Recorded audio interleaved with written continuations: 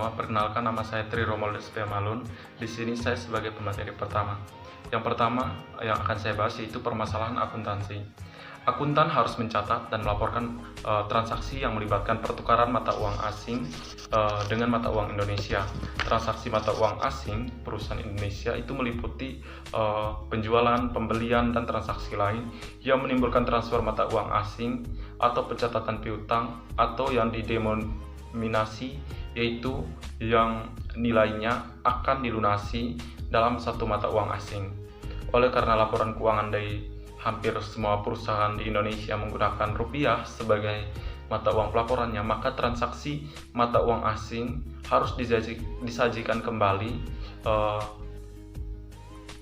maksudnya disetarakan dengan rupiah sebelum dicatat pada pembukuan yang dimasukkan dalam laporan keuangan perusahaan. Sebagai contoh kita lihat ada satu perusahaan di Indonesia, perusahaan multinasional, yaitu perusahaan mie instan. Perusahaan mie instan ini memiliki cabang di luar negeri, yaitu entitas anak. Itu cabangnya contohnya ada di Kanada, Meksiko, Spanyol, Nigeria, dan lain sebagainya. Entitas anak tersebut itu menyusun laporan keuangan dalam mata uang negara mereka. Sebagai contoh, entitas anak di Meksiko itu melaporkan operasinya dalam mata uang peso. Nilai mata uang asing dalam laporan keuangan entitas ini harus ditranslasikan atau dijabarkan, yaitu disajikan kembali dalam rupiah sebelum dikonsolidasikan dengan laporan keuangan entitas induk yang menggunakan rupiah sebagai mata uang pelaporan. Yang kedua, kurs mata uang asing. Yang pertama yaitu penentuan kurs. Mata uang suatu negara ini mirip dengan komoditas lain, dan kursnya itu berubah karena beberapa faktor yang mempengaruhi permintaan dan penawaran terhadap mata uang tersebut. Sebagai contoh, jika suatu negara sedang mengalami tingkat inflasi yang tinggi, maka daya beli mata uang negaranya itu akan menurun. Penurunan nilai suatu mata uang dicerminkan oleh penurunan posisi mata uang negara tersebut terhadap negara lainnya. Faktor yang menyebabkan fluktuasi kurs adalah neraca pembayaran, perubahan suku bunga, dan tingkat investasi negara tersebut, serta stabilitas dan proses tata kelola. Yang kedua, kurs langsung dan tidak langsung. Kurs langsung adalah banyaknya unit mata uang lokal yang diperlukan untuk memperoleh satu unit mata uang asing. Untuk kurs tidak langsung yaitu kebalikan dari kurs langsung sendiri. Di sini yang ketiga yaitu perubahan kurs. Perubahan kurs yang pertama yaitu menguatnya rupiah atau penurunan kurs langsung. Menguatnya rupiah berarti lebih sedikit mata uang yang digunakan untuk memperoleh satu unit mata uang asing. Satu rupiah itu memperoleh lebih banyak mata uang asing. Yang kedua, melemahnya rupiah, yaitu peningkatan kurs langsung. Melemahnya rupiah ini yang berarti yang pertama, yaitu lebih banyak uang Indonesia yang diperlukan untuk memperoleh satu unit mata uang asing. Yang kedua, satu rupiah itu memperoleh lebih sedikit mata uang asing. Yang berikut, kurs tunai atau spot rate dan kurs sekarang atau current rate. Kurs tunai adalah kurs yang digunakan dalam penyerahan segera suatu mata uang. Kurs sekarang ini didefinisikan secara sederhana sebagai kurs tunai pada tanggal neraca suatu entitas. Yang berikut, kurs masa depan. Kurs masa depan pada suatu tanggal tertentu itu tidak sama dengan kurs tunai pada tanggal yang sama. Ekspektasi yang berbeda terhadap nilai kurs di masa depan ini menentukan tingkat kurs tersebut. Selisih antara kurs depan dan kurs tunai pada suatu tanggal tertentu dinamakan spread. Spread memberikan informasi tentang kemungkinan menguat dan melemahnya suatu mata uang. Baik, yang berikut saya akan melanjutkan penjelasan dari teman saya Tri, yaitu dengan materi yang berikutnya mengenai transaksi mata uang asing. Untuk pengertian dari transaksi mata uang asing itu sendiri merupakan kegiatan atau aktivitas ekonomi yang dinyatakan dalam mata uang, yaitu mata uang selain yang digunakan dalam pencatatan suatu entitas atau suatu negara itu sendiri. Dan untuk beberapa kegiatan transaksi meliputi yang pertama, yaitu kegiatan pembelian barang dan jasa atau kegiatan ekspor dan impor yang harganya dinyatakan dalam mata uang asing. Yang kedua yaitu utang dan piutang pinjaman dalam mata uang asing. Yang ketiga yaitu penjualan dan pembelian kontrak kurs masa depan, dan yang keempat pembelian dan penjualan unit mata uang asing. Dalam transaksi mata uang asing itu sendiri, suatu negara harus menukarkan mata uangnya sendiri dengan negara lain, di mana negara tersebut merupakan tujuan atau tempat terjadinya kegiatan transaksi. Yang berikut mengelola risiko mata uang internasional dengan instrumen keuangan pertukaran mata uang masa depan. Entitas multinasional mengelola risiko mata uang asing mereka dengan menggunakan beberapa jenis instrumen keuangan, seperti yang pertama kontrak masa depan dalam mata uang asing, yang kedua opsi mata uang asing, dan yang ketiga mata uang asing berjangka. Akuntansi untuk derivatif dan aktivitas lindung nilai berpedoman pada standar PSAK nomor 50 dan PSAK nomor 55, di mana pada PSAK nomor 50 instrumen keuangan menyajikan tentang penyajian dan pengungkapan, dan pada PSAK nomor 55 instrumen keuangan mengatur tentang pengakuan dan pengukuran. Berdasarkan standar PSAK tersebut mendefinisikan derivatif dan menetapkan aturan umum dalam pengakuan derivatif, baik sebagai aset atau kewajiban dalam neraca, dan mengukur instrumen keuangan tersebut pada nilai wajar. Instrumen keuangan tersebut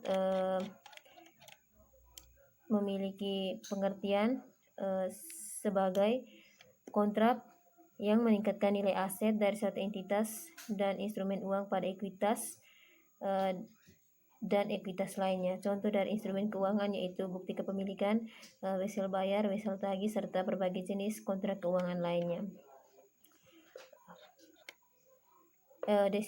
Definisi spesifik dari derivatif adalah suatu instrumen keuangan atau kontrak yang memiliki beberapa kriteria sebagai berikut. Yang pertama, instrumen keuangan mengandung satu atau lebih variabel pokok yang mendasari dan satu atau lebih jumlah nasional yang menentukan persyaratan instrumen keuangan tersebut. Untuk yang pertama, variabel pokok yang mendasari adalah variabel keuangan atau variabel fisik yang mempunyai perubahan yang dapat dipantau atau yang dapat diverifikasi secara objektif. Untuk yang kedua, jumlah nasional adalah banyaknya unit atau banyaknya unit mata uang, saham, ukuran, kapasitas, dan lain sebagainya.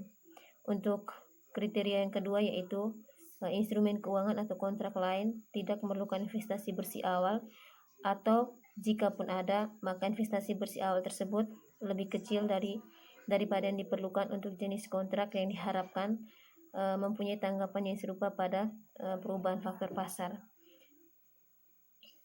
Untuk kriteria yang ketiga yaitu persyaratan kontrak.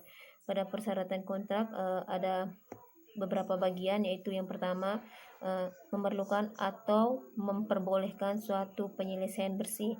Yang kedua, menyediakan penyerahan aset yang menempatkan penerima dalam posisi ekonomi yang secara substansial tidak berbeda dengan penyelesaian bersih. Dan yang ketiga yaitu kontrak yang siap untuk diselesaikan oleh pasar atau mekanisme lain di luar kontrak.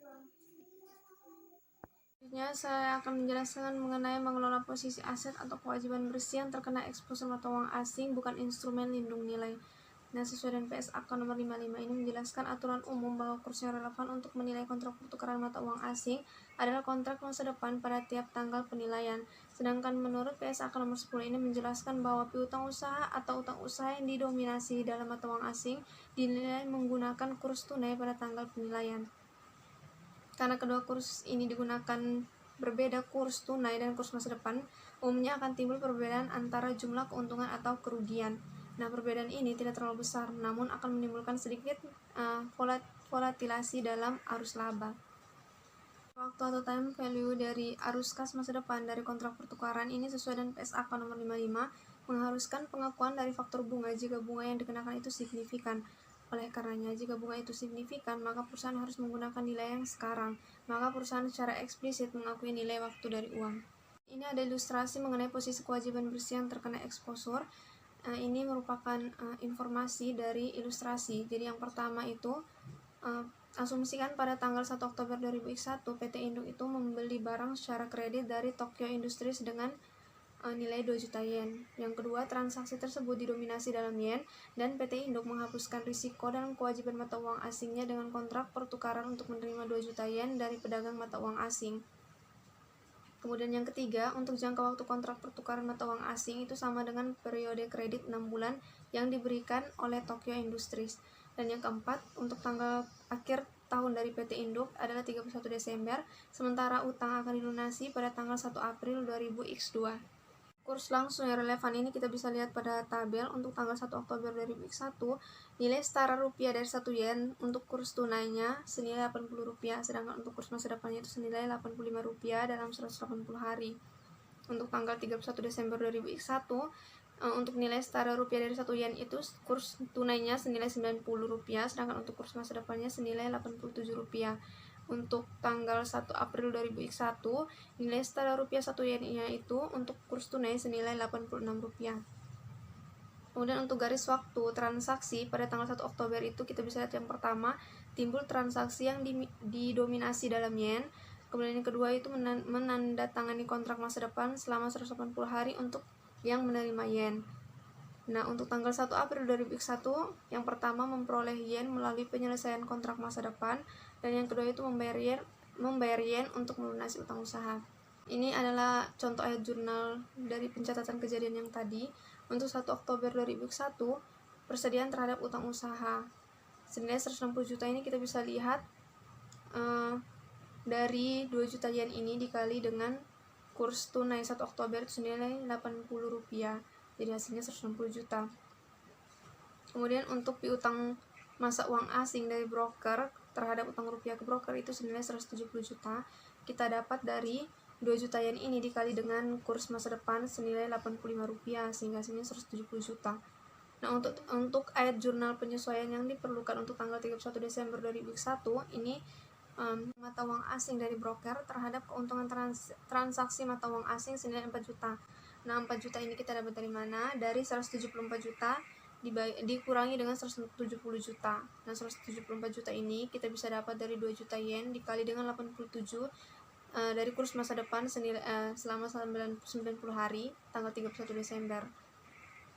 Dikurangi dengan 170 juta ini dapat dari 2 juta yen dikali dengan 85 dari kurs masa depan selama 180 hari pada tanggal 1 Oktober, sehingga dapatnya 4 juta. 4 juta juga bisa dapat dari 2 juta yen ini dikali dengan 87 rupiah dikurangi dengan 85, ini dapat dari kurs masa depan untuk 90 hari dan juga 180 hari. Kemudian yang selanjutnya untuk kerugian transaksi mata uang terhadap utang usaha ini senilai 20 juta. Kita bisa lihat 20 juta ini dapat dari 180 juta dikurangi dengan 160 juta. Nah, 180 juta ini kita bisa dapat dari 2 juta yen dikali dengan 90, yaitu kurs tunai pada tanggal 31 Desember dikurangi dengan 160 juta itu dapat dari 2 juta yen dikali dengan 80 rupiah untuk kurs tunai pada tanggal 1 Oktober sehingga hasilnya 20 juta.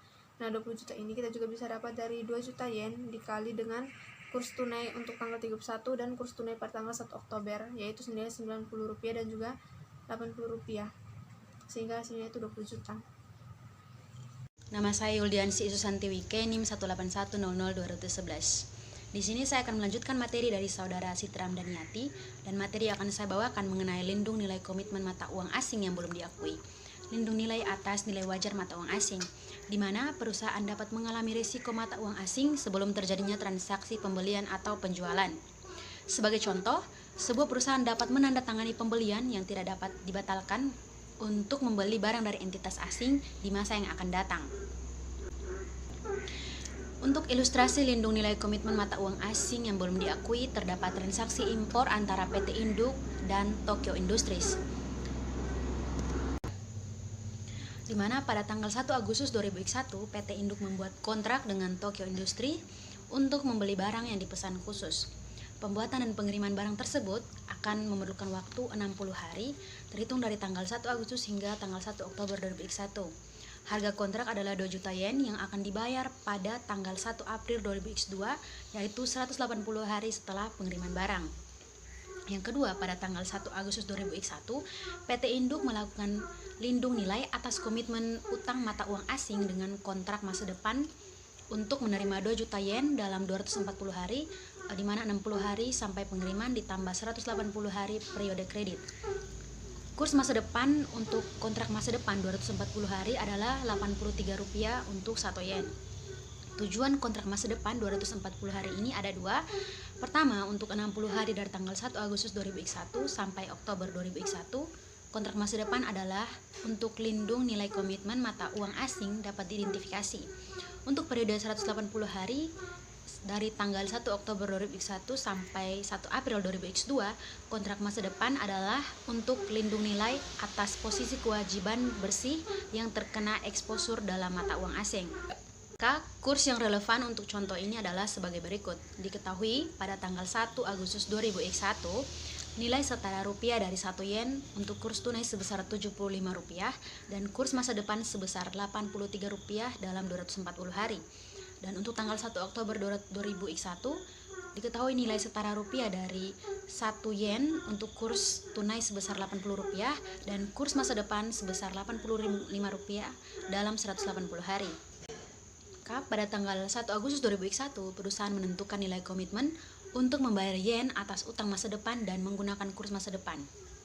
Akan tetapi, utang tidak dicatat sampai tanggal 1 Agustus karena transaksi pertukaran belum terjadi. Hutang hanya dicatat dalam ayat jurnal memorandum saja.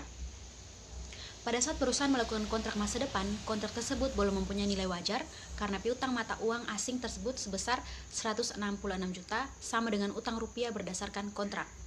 Perubahan berikutnya adalah nilai wajar dari kontrak masa depan yang akan diukur menggunakan kurs masa depan dan jika bunga signifikan, maka akan didiskontokan untuk mencerminkan nilai waktu dari uang. Untuk tujuan ilustrasi, maka kita asumsikan bahwa bunga tidak signifikan dan efektivitas lindung nilai diukur dengan menggunakan referensi perubahan kurs masa depan. Untuk jurnalnya diketahui pada tanggal 1 Agustus 2001 terdapat piutang mata uang asing ke broker dalam bentuk yen senilai 166 juta pada sisi debit dan utang rupiah ke broker senilai 166 juta pada sisi kredit, yang diperoleh dari menandatangani kontrak masa depan untuk menerima 2 juta yen dalam 240 hari, di mana nilai 166 juta tersebut didapat dari 2 juta yen dikali Rp83 kurs masa depan 240 hari pada tanggal 1 Agustus 2001. Pada tanggal 1 Oktober 2004, kontrak masa depan dinilai kembali sesuai dengan nilai wajarnya berdasarkan PSAK nomor 55. Utang usaha dalam yen dicatat pada saat penerimaan persediaan, maka jurnalnya pada 1 Oktober 2001, piutang mata uang asing dari broker dalam bentuk yen sebesar 4 juta pada sisi debit dan keuntungan transaksi mata uang asing sebesar 4 juta pada sisi kredit. Diperoleh dari menyesuaikan kontrak masa depan dengan nilai wajarnya, menggunakan kurs masa depan pada tanggal tersebut dan mengakui keuntungan, yaitu 170 juta didapat dari 2 juta yen dikali Rp85 kurs masa depan 180 hari pada tanggal 1 Oktober dikurangi dengan 166 juta yang didapat dari 2 juta yen dikali Rp83 kurs masa depan 240 hari pada tanggal 1 Agustus. Maka hasilnya adalah 4 juta. Nah, untuk jurnalnya kerugian transaksi mata uang asing senilai 4 juta pada sisi debit dan juga komitmen pada sisi kredit sebesar 4 juta. Di mana akun komitmen adalah akun temporer selama jangka waktu komitmen yang belum diakui. Jika akun tersebut mempunyai saldo debit, maka akan ditampilkan dalam bagian aset di neraca. Jika mempunyai saldo kredit, sebagaimana dalam contoh ini, maka akan ditampilkan dalam bagian kewajiban di neraca. Di mana teman-teman dapat melihatnya sendiri pada PPT, terdapat aset dan juga kewajiban. Untuk aset sendiri, yaitu terdapat kontrak masa depan pada nilai wajar sebesar 4 juta, dan pada kewajiban terdapat komitmen senilai 4 juta. Sehingga keuntungan transaksi mata uang asing sebesar 4 juta dihapus terhadap kerugian transaksi mata uang sebesar 4 juta, sehingga tidak ada pengaruhnya terhadap laba. Maka untuk jurnalnya, terdapat persediaan pada sisi debit sebesar 156 juta, Pada sisi debit juga terdapat komitmen sebesar 4 juta dan pada sisi kredit terdapat utang usaha dalam bentuknya senilai 160 juta. Jurnal ini digunakan untuk mencatat usaha menggunakan kurs tunai dan mencatat pembelian persediaan senilai 160 juta, di mana didapat dari 2 juta yen dikali 80 rupiah kurs tunai tanggal 1 Oktober. Baik, terima kasih. Perkenalkan, nama saya Feridiana Cida Putrina Lusri Bein. Di sini saya akan menjelaskan mengenai lindung nilai transaksi mata uang asing diperkirakan sebagai lindung nilai arus kas mata uang asing. Perbedaan perlakuan akuntansi untuk lindung nilai transaksi diperkirakan sebagai lindung nilai arus kas dengan lindung nilai komitmen mata uang asing yang dapat diidentifikasi sebagai lindung nilai atas nilai wajar. Transaksi yang diperkirakan ini terjadi sesuai dengan yang diperkirakan, tetapi lindung nilai atas transaksi yang diperkirakan ini diperlakukan sebagai lindung nilai arus kas dengan bagian efektif dari perubahan nilai wajarnya diakui dalam pendapatan komprehensif. Jenis lindung nilai ini adalah lindung nilai terhadap perubahan dalam arus kas yang mungkin terjadi di masa depan yang timbul dari perubahan dalam kurs mata uang asing. Transaksi yang diperkirakan dapat menjadi komitmen jika pihak-pihak yang terlibat membuat perjanjian yang mengikat. Selanjutnya adalah spekulasi di pasar uang asing. Sebuah entitas memutuskan untuk berspekulasi dalam mata uang asing sebagaimana yang dilakukan oleh komoditas lainnya. Sebagai contoh, perusahaan Indonesia menduga rupiah akan menguat pada euro, yakni kurs langsung akan menurun. Dalam kasus ini, perusahaan Indonesia dapat berspekulasi dengan kontrak masa depan dengan menjual euro untuk penyerahan di masa depan dengan harapan nantinya dapat membeli euro dengan harga yang lebih rendah pada saat penyerahannya. Substansi ekonomi dari spekulasi mata uang asing adalah memberikan risiko mata uang asing kepada investor, di mana investor berharap mendapat keuntungan. Kemudian keuntungan atau kerugian kontrak masa depan di masa depan spekulasi dihitung dengan menentukan perbedaan kurs masa depan pada tanggal kontrak atau tanggal penilaian sebelumnya dengan kurs masa depan yang tersedia selama jangka waktu kontrak. Kemudian kurs masa depan digunakan untuk menilai kontrak masa depan. Terima kasih. Perkenalkan, nama saya Yolanda Lakapu dari kelompok 2 akan membahas mengenai pembahasan tambahan. Di sini yang pertama saya akan membahas mengenai catatan untuk pengukuran efektivitas lindung nilai. Dalam PSAK 55 menyatakan bahwa pada setiap awal transaksi lindung nilai, perusahaan harus mendefinisikan metode yang akan digunakan untuk mengukur efektivitas lindung nilai. Efektivitas berarti akan terdapat penghapusan dalam kisaran 80% sampai 125% dari perubahan nilai wajar arus kas dan perubahan nilai wajar risiko yang dilindungi nilai. Efektivitas harus dimulai paling tidak 3 bulan dan pada saat perusahaan melaporkan keuangan atau laba. Perusahaan dapat memutuskan untuk memilih dari beberapa pengukuran yang berbeda untuk menilai efektivitas lindung nilai. Yang kedua, alokasi pajak antar periode atas keuntungan atau kerugian pada mata uang asing. Perbedaan temporer dalam pengakuan keuntungan atau kerugian mata uang asing antara akuntansi pajak dan akuntansi GAAP mengharuskan alokasi pajak antar periode. Yang ketiga, mengenai lindung nilai investasi bersih di entitas asing. Dalam pembahasan awal, pengakuan kontrak masa depan sebagai instrumen lindung nilai risiko mata uang asing dari transaksi yang didominasi dalam mata uang asing dapat dihapuskan. Konsep yang sama berlaku untuk perusahaan di Indonesia yang menganggap investasi bersih di entitas asing sebagai komitmen jangka panjang yang mengakibatkan komitmen terkena eksposur risiko mata uang asing. Sekian dan terima kasih.